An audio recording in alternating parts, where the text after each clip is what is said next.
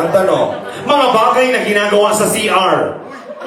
Oh, si Beyonce ang nauna. Pagbigay ka talaga, ladies first. Ano mga bagay na ginagawa sa CR? Tumatae. Siyempre naman sa kusina ka tumae, di ba? Tama naman. Mga bagay na ginagawa sa CR, tumatae. Correct! Congratulations, sorry. Okay.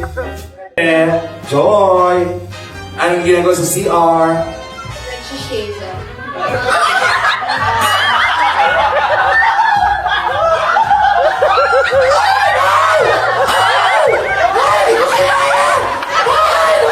Ano turo dyan? Anong shake ko?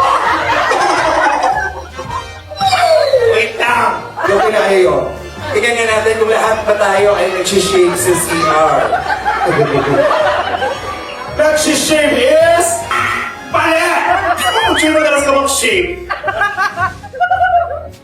Nagahit ng ano mo sa kilikili, gano'n.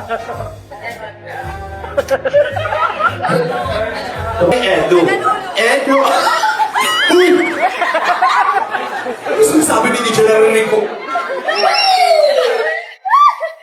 Mga bagay. Edu, simula nung bata ka pa, marami nang nangyari at naganap sa siya.